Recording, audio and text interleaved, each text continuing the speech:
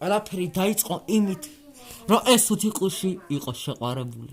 მას უყვარდა თეუსი, სახელად ფსევდო რომანტიკოსი. არავინ არ იცის, სად გაუჩინარდა ამდენი ხნით ფსევდო რომანტიკოსი. ჩვენ მარტო ის ვიცით, რომ მაგის ახლობელი იყო იმბირი.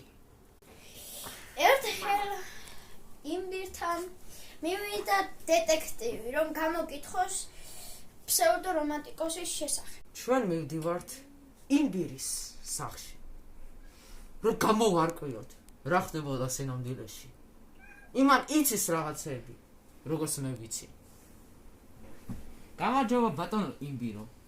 თქვენ გეცნობათ რამე ფსევდო რომანტიკოსის შესახებ? თუ შეიძლება რამე გითხრათ თუ იცი. მაგრამ იმბირი იწოდა არაფერს არ ამბობდა, მას არ უნდოდა თქმა თუ სადაა ფსევდო რომანტიკოსი. არა და მან იცოდა სად იყო ფსევდო რომანტიკოსი. ბევრი ფიქრის მერე ჩვენ რომ მოუტვინეთ, მივხვდით, რომ ფსევდო რომანტიკოსი იქნებოდა სადღაც წყალში, სადღაც ოკეანეში. აგრუზული კეშა არაფერს არ ამბობს. საწყალია ტირის და ტირილს აგზელებს. მივედით რაღაცა ზღვაზე, რომ ვიპოვოთ ფსევდო რომანტიკოსი.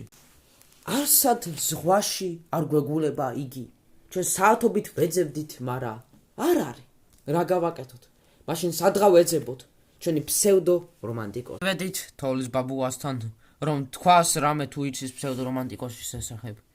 მაგრამ იგი ჩუმად იყო, არაფერს არ ამბობდა, დებილივით, როგორც იმბირი. აგრუზული კეშა ისევ არის.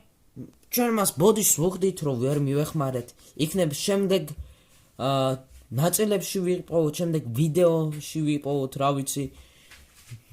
თქვენ ადამიანებო მოვეხმაროთ რა კეშას, მოგწერეთ, მოიწერეთ კომენტარებში, რა ვიცი, აბა, სად შეიძლება იყოს ფსევდო რომანტიკოსი, აბა, მე რა ვიცი, აბა.